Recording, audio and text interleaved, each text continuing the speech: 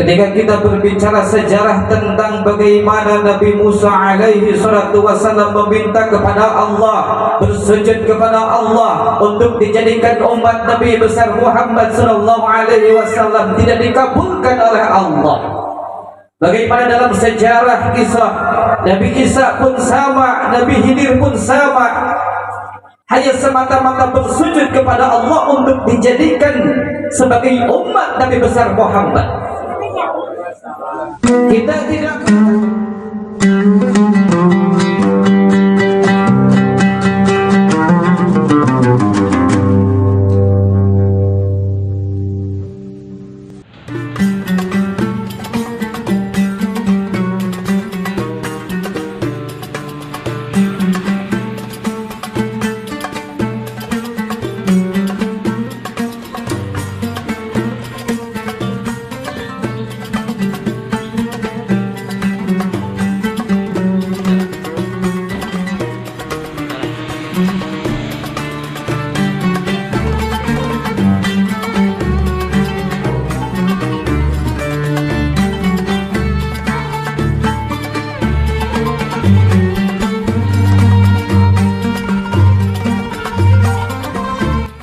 Assalamualaikum warahmatullahi wabarakatuh. Sahabat-sahabat Ustadz Syirajuddin Abbas, kali ini kita akan pergi ke Holis untuk mengisi acara bersama guru kita sedang berada di depan. Doakan mudah-mudahan lancar ya, mudah-mudahan lancar, dan jangan lupa untuk di like, komen, dan subscribe-nya. Ini channel baru kita ya.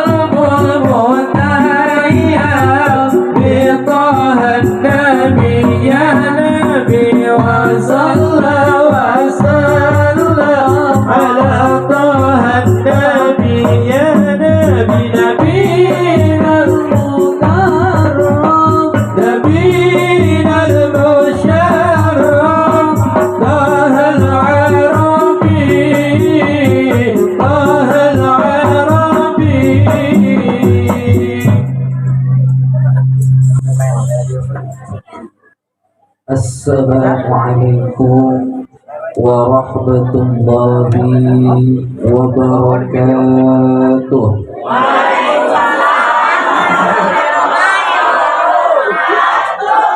Alhamdulillahi rabbil alamin,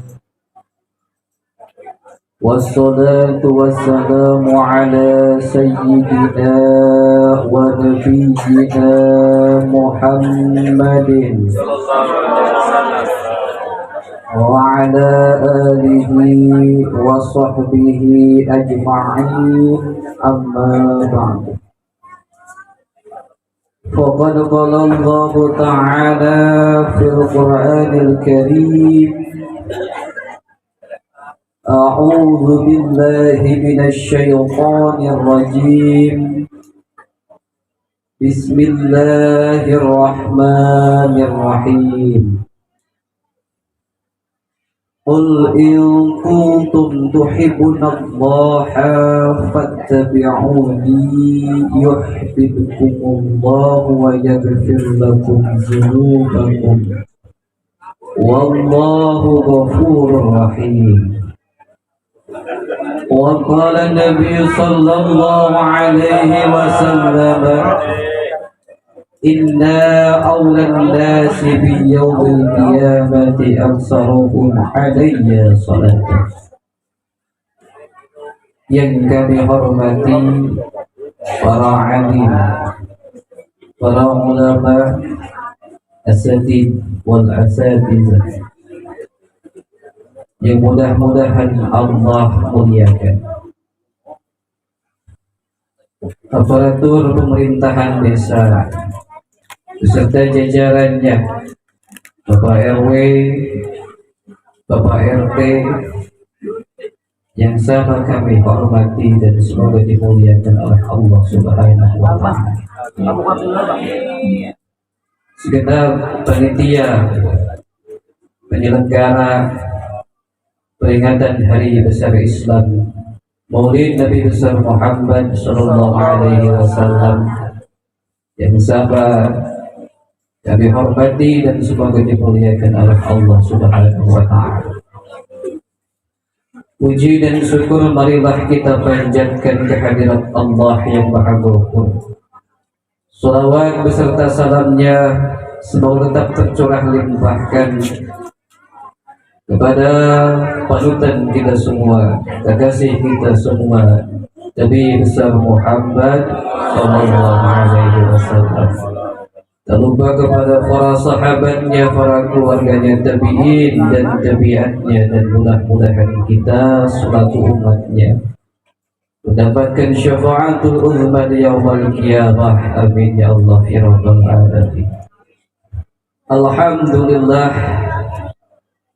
kudrat dan iradatnya Allah Subhanahu wa Ta'ala yang menyertai kita. Berkat kemuliaan yang Allah berikan, berkat kesehatan yang Allah berikan, berkat umur yang Allah berikan, pada saat ini kita berkumpul bersama dalam haflah majlis yang insya Allah penuh keberkahan Allah Subhanahu wa Ta'ala. Kita bisa memperingati kelahiran sosok yang paling mulia, sosok yang termulia, yang mana kemuliaannya tidak lekang oleh zaman pergeseran zaman, yakni Nabi besar Muhammad sallallahu alaihi wasallam. Alhamdulillah, ini sebuah kenikmatan yang tidak bisa dibandingkan dengan apapun. Sebuah nikmat yang sangat besar, di mana wilayah keumatan Nabi besar Muhammad sallallahu alaihi wasallam ini membuat iri daripada para nabi-nabi Allah, daripada rasul-rasul Allah sebelum Nabi Muhammad sallallahu alaihi wasallam. Ketika kita berbicara sejarah tentang bagaimana Nabi Musa alaihi salatu wasallam meminta kepada Allah, bersujud kepada Allah untuk dijadikan umat Nabi besar Muhammad sallallahu alaihi wasallam, tidak dikabulkan oleh Allah. Bagaimana dalam sejarah kisah Nabi Isa pun sama, Nabi Khidir pun sama, hanya semata-mata bersujud kepada Allah untuk dijadikan sebagai umat Nabi besar Muhammad. Kita tidak minta kepada Allah, kita tidak bercita-cita bahkan, tetapi ketentuan dan takdir Allah, Allah berikan kenikmatan, yang mana kenikmatan ini dibandingkan dengan dunia dan isinya masih tidak terkalahkan dengan nikmat dijadikan sebagai umat Nabi besar Muhammad sallallahu alaihi wasallam. Maka oleh karena itu, dengan kemuliaan yang Allah berikan sebagai umat terbaik, sebagai umat yang diunggulkan daripada umat Nabi dan Rasul sebelumnya, maka kita duduk di sini, kita kumpul di sini mengagungkan Nabi besar Muhammad sallallahu alaihi wasallam. Ini merupakan tanda bahwa kita bersyukur kepada Allah Subhanahu wa Ta'ala. Bukankah diperintah dalam Al-Quran, dalam surah Ibrahim sudah jelas, wa idza adzana rabbukum la in syakartum la azidannakum wa la in kafartum inna azabi lasadid. Barang siapa yang percaya kepada Allah, yang iman kepada Allah, yang mengakui beribadah kepada Allah Subhanahu wa Ta'ala, andai kata dia bersyukur terhadap nikmat yang Allah berikan, maka nikmat itu akan ditambah-tambah oleh Allah Subhanahu wa taala. Tidak ada nikmat yang paling unggul dan mulia dibandingkan dengan nikmat diciptakan Nabi besar Muhammad sallallahu alaihi wasallam, diutusnya Nabi besar Muhammad sallallahu alaihi wasallam, dan ditakdirkan kita sebagai umat Nabi besar Muhammad sallallahu alaihi wasallam. Maka ketika duduk di sini, berkumpul di sini, maka ini adalah tanda bahwa kita bersyukur kepada Allah. Tetapi barang siapa yang kubur, yang tidak mau mengenal sosok Nabi besar Muhammad, dia mengaku iman kepada Allah, dia mengaku iman kepada Rasul, tetapi jauh daripada pengetahuan tentang Nabi besar Muhammad, dia tidak kenal sosok Nabi besar Muhammad, cintanya kepada Nabi Muhammad sangat sedikit, rindunya sangat sedikit, tapi dia berharap diberikan syafaat oleh Allah Subhanahu wa taala dan oleh Rasulullah sallallahu alaihi wasallam, tetapi jauh daripada laku dan lampahnya menjauhi dan tidak ada rasa cinta kepada Nabi besar Muhammad, itu adalah termasuk orang-orang yang kufur. Dalam i'anatul talibin dijelaskan bahwa sosok Nabi besar Muhammad ini adalah al-wasilatul utmah, adalah wasilah teragung, wasilah termulia, adanya seluruh makhluk, adanya seluruh kehidupan. Kalau Allah tidak ciptakan Nabi besar Muhammad, mana mungkin kehidupan kita akan ada? Mana mungkin kita akan bisa menikmati indahnya dunia? Mana mungkin kita akan mengalami proses kehidupan seperti ini? Tidak semata-mata Allah ciptakan dunia dan isinya, andai kata tidak diciptakan Rasulullah sallallahu alaihi wasallam. Maka ini sebuah kenikmatan yang perlu kita syukuri dan kita tingkatkan dalam mengabdi kepada Allah Subhanahu wa taala. Ini adalah nikmat yang paling mahal. Bukankah kita dikategorikan makhluk yang paling mulia oleh Allah Subhanahu wa taala? Dari berbagai macam ciptaan Allah Subhanahu wa taala, manusia itu dikategorikan sebagai makhluk yang mulia. Maka mari kita pakai kemuliaan ini yang diberikan oleh Allah Subhanahu wa taala untuk senantiasa mengabdi kepada Allah Subhanahu wa taala dan senantiasa mengikuti apa yang telah dicontohkan oleh Rasulullah sallallahu alaihi wasallam. Hatta itu dengan kehidupan kita, apapun semua yang kita lakukan, kita harus mengambil contoh yang diberikan oleh Nabi besar Muhammad sallallahu alaihi wasallam. Cinta dengan Kanjeng Rasul, rindu dengan Kanjeng Rasul, hoyong kenging syafaat dengan Kanjeng Rasul, hoyong di pernah di surga Allah tadi, hoyong henteu digiring ku Kanjeng Rasul di dia bahwa kurang sebagai umat terbaik. Cinta kita sejauh mana? Rindu kita sejauh mana? Cinta terkacau ke ibu,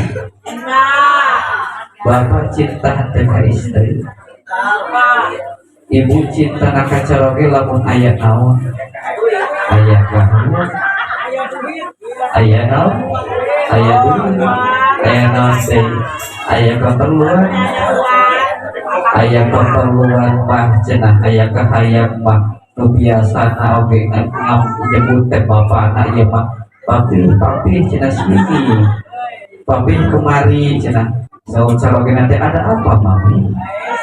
Ayo kita makan. Papi belum makan kan belum. Ayo kita makan sama bulu padahal. Dimanjana luar biasa. Sabab ayah kan, ayah. Urang hayang ka surga teh.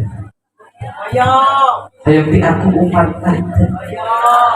Maka setiap kahayang eta, setiap keinginan kita ingin mendapatkan keberkahan hidup, kita ingin mendapatkan kebahagiaan hidup dunia dan akhirat, maka bagaimana caranya kita merayu kepada Allah Subhanahu wa taala, bagaimana caranya kita untuk senantiasa memohon kepada Allah Subhanahu wa taala untuk seluruh mengaplikasikan seluruh hidup kita hanya untuk beribadah kepada Allah. Dan ibadah teragung, termulia adalah dengan mencontoh apa yang telah dilakukan oleh Rasulullah SAW. Wujud cinta itu bermacam-macam. Ketika kita berbicara tentang cinta, orang yang sedang dimabuk cinta mampu melakukan apapun, dalam kehidupannya yang diingat adalah yang ia cintai. Ketika dia sedang makan, maka ingat kamu. Ketika sedang minum, ingat kamu. Ketika sedang duduk, ingat kamu. Ketika sedang tidur, ketika sedang modal, ingat kamu. Ketika setiap apapun yang dilakukan karena ada seseorang yang dicintai, maka dia yang selalu diingat. Ketika kita akan melakukan kegiatan apapun, kalau kita cinta kepada Allah dan Rasulnya, maka yang pertama yang diingat adalah Allah dan Rasul ridho tidak terhadap apa yang dilakukan hari ini. Allah dan Rasul mengajarkan tidak apa yang dilakukan ini. Yang selalu jadi patokan ketika seseorang dilanda cinta adalah sosok yang dicintainya. Maka salah satu wujud cinta itu adalah dengan membacakan sholawat dan salam kepada Rasulullah SAW. Lalu ada makna apa di balik sholawat ini sehingga diagungkan, sehingga ditinggikan derajatnya oleh Allah barang siapa yang bersolawat kepada Rasulullah SAW? Ada 3 poin, yang mana 3 poin ini menunjang kehidupan kita dari dunia sampai akhirat. Inna Allaha wa malaikatahu yusalluna 'alan nabi. Allah mengatakan bahwa sesungguhnya Allah dan para malaikat Allah itu menyeru bersalawat kepada Nabi besar Muhammad sallallahu alaihi wasallam. Ya ayyuhallazina amanu sallu alaihi wasallimu taslima. Dan bagaimana orang-orang beriman disuruh oleh Allah untuk bersalawat kepada Rasulullah sallallahu alaihi wasallam. Yang pertama adalah maknanya. Ketika berbicara tentang sholawat, yang pertama makna dari Allah Subhanahu wa ta'ala kalau datangnya ini adalah sebuah rahmat. Rahmat itu apa? Kasih sayang yang Allah telah berikan. Bagaimana mungkin kita bisa hidup melakukan segala macam bentuk kegiatan kalau tanpa adanya rahmat Allah? Tanpa ada kasih sayang Allah Subhanahu wa ta'ala, mustahil kita bisa melakukan apapun ataupun kita bisa hidup. Maka rahmat ini yang menunjang seluruh apa yang dilakukan oleh kita. Maka yang pertama datangnya dari Allah, ini adalah maknanya rahmat atau kasih sayang Allah Subhanahu wa ta'ala. Lalu kalau datangnya dari malaikat Allah, ini adalah sebuah istighfar, pengampunan dari Allah Subhanahu wa ta'ala, dan malaikat pun memintakan ampunan untuk seseorang yang membaca sholawat kepada Nabi besar Muhammad sallallahu alaihi wasallam. Maka kalimahnya khusus, ya ayyuhallazina amanu. Kenapa tidak pakai ya ayyuhan nas? Kenapa tidak pakai redaksi yang lain? Karena ini dikhususkan. Amanu itu adalah orang-orang yang beriman. Artinya ini kategori khusus yang dikhususkan oleh Allah, yang diperintahkan oleh Allah ini adalah orang yang beriman. Maka kalau kita mengaku beriman kepada Allah Subhanahu wa ta'ala, tentu saja kita harus melakukan apa yang telah diperintahkan oleh Allah Subhanahu wa ta'ala. Maka Allah pun menyeru untuk membaca sholawat.